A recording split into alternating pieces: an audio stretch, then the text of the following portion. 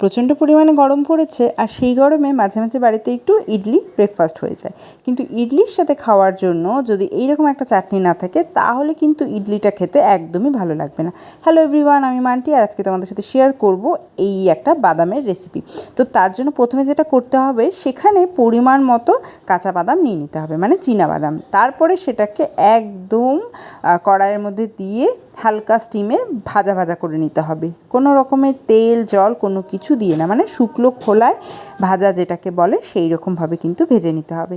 খেয়াল রাখতে হবে বাদামগুলো যাতে পুড়ে না যায়, তো সেই জন্য অনবরত হাত নাড়াতে হবে, কারণ একবার যদি বাদামগুলো আমি ছেড়ে দিই তাহলে কিন্তু বাদামগুলো পুড়ে যাবে।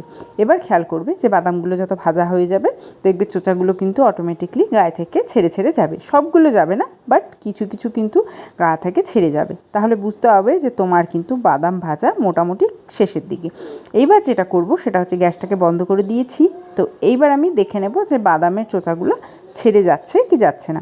তো সেই জন্য আমি কড়াইয়ের মধ্যে খানিকক্ষণ রেখে দিয়েছিলাম যাতে কিনা আরও একটু গরম পেয়ে বাদামের চোচাগুলো একেবারে ছাড়িয়ে যায়। তো এই দিকে আমি বাদামগুলোকে এক এক করে ছাড়িয়ে নেব। তোমরা চাইলে একবারেও ছাড়িয়ে নিতে পারো, কিন্তু বাদামের চোচা যেহেতু একদমই পাতলা আর হালকা, সেই জন্য একটু সময় লাগে বাদামের চোচাগুলোকে ছাড়াতে। তো যাই হোক, খানিকটা বেশ সময় ধরে বাদামের চোচাগুলোকে ছাড়িয়ে নিয়েছি। এবার যেটা করেছি সেটা হচ্ছে কড়াইয়ের মধ্যে দিয়ে বাকি প্রসেসটাকে রেডি করতে হবে। তো তার জন্য আমার প্রথমে যেটা দরকার সেটা হচ্ছে রসুন কুয়ো। কয়েক কোয়া রসুন নিতে হবে। তোমরা যদি একটু রসুন বেশি ভালোবাসো তাহলে একটু রসুন কুয়ো বেশি নেবে। আমার যেহেতু রসুন ভীষণ পছন্দের একটা খাবার, অদ্ভুতই ব্যাপার, বাট আমার রসুন ভীষণ ভালো লাগে। রসুনের স্মেল, রসুন খেতে আমার খুব ভালো লাগে। সেই জন্য আমি যখনই রসুন দিয়ে কোনো রান্না করার ব্যাপার থাকে আমি চেষ্টা করি রসুনের পরিমাণটা একটু বেশি দিতে। তো এই যে আমি এখানে এখন রসুনটাকে ছাড়িয়ে নিচ্ছি। তো ক্যামেরাটা একটু সেট করতে গন্ডগোল হয়ে গিয়েছিলো, এদিক ওদিক কোন দিক করে করব বুঝতে পারছিলাম না। তো ভাবলাম এইভাবে রেখে করি। তো এই যে দেখো, এখানে কিন্তু আমি মোটামুটি বড় বড় কোয়া যেহেতু ছিল, মোটামুটি 10-12টার মতো রসুন কোয়া নিয়ে নিয়েছি। আর সেগুলোকে কিন্তু ছাড়াতে আমার অনেকটা সময় লেগে গিয়েছিল। আচ্ছা, এবার বলি, ইডলির সাথে কিন্তু আমরা বিভিন্ন ধরনের চাটনি ইউজ করি, কিন্তু দেখবে নারকেলের চাটনি বা এরকম কাঁচা বাদামের চাটনি, কাঁচা বাদাম না সরি বাদামের চাটনিটা কিন্তু ভীষণভাবে ভালো লাগে। আর এইবার যেটা করব, রসুন আমার ছাড়ানো হয়ে গিয়েছে। এইবার যেটা করব সেটা হচ্ছে এক টুকরো টমেটো নেব। আমি কিন্তু এখানে আধা টমেটো নিয়েছি। তো আমার দেখো কড়াইটা কিন্তু একদম পরিষ্কার আছে, কড়াইয়ের মধ্যে কোনো কিছু নেই। এবার কড়াইয়ের মধ্যে যেটা করব সেটা হচ্ছে খানিকটা তেল দিয়ে দেবো। খুব একটা বেশি তেলের প্রয়োজন নেই এখানে, তাও আমি সেদিন এখানে একটু বেশি পরিমাণে তেল দিয়ে দিয়েছিলাম। আমার এতটা তেল না দিলেও হতো, তো যাই হোক সেটা ম্যানেজ হয়ে যাবে। তো এবার আমি খানিকটা তেল দিয়ে দিয়েছি। তেলটাকে গরম করার জন্য কিন্তু ছেড়ে দিতে হবে, কারণ গরম না হলে কিন্তু সমস্ত জিনিসগুলো লেগে যাবে। এবার যেটা আমার মিস হয়ে গিয়েছে এইবার ভিডিও করতে গিয়ে, যে এখানে আমি কী কী দিয়েছি সেগুলো সব আমার ক্যামেরাতে রেকর্ড করতেই ভুলে গেছি।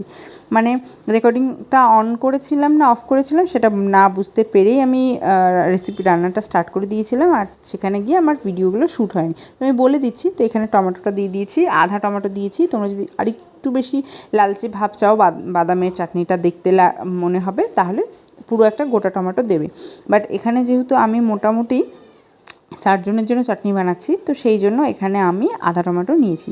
তোমরা যদি একটু টকটক ভাবটা চাও বেশি, তাহলে কিন্তু গোটা একটা টমেটো নিয়ে নেবে। তো এইভাবে টমেটোটাকে রেখে সামান্য পরিমাণ হচ্ছে লবণ দিয়ে দেবো, আর কিছু দেবো না। তারপরে কিন্তু এটাকে ঢাকা দিয়ে রাখতে হবে, কারণ যাতে টমেটোটা খুব তাড়াতাড়ি নরম হয়ে যায়। আর মাঝে মাঝে এটাকে একটু উল্টে পাল্টে দেখতে হবে, আর খেয়াল রাখতে হবে খোসাটা কখন ছেড়ে যাচ্ছে। খোসাটা ছাড়ার অপেক্ষা অবধি কিন্তু টমেটোটাকে আমাদেরকে এইভাবে ভালোভাবে ভেজে নিতে হবে। খোসাটা ছাড়িয়ে গেলে তারপরে বাকি জিনিসগুলো আমরা কিন্তু কড়াইয়ের মধ্যে দিয়ে দেবো। তো এবার যেহেতু আমাকে ঢাকা দিয়ে দিতে হবে, আর এবার আমরা কড়াইয়ের টমেটোর সাথে দেবো হচ্ছে রসুন, আর দেবো কাঁচা লঙ্কা, আর সম্বারের জন্য দেবো হচ্ছে কারি পাতা তেলের মধ্যে ফোড়ন দিয়ে।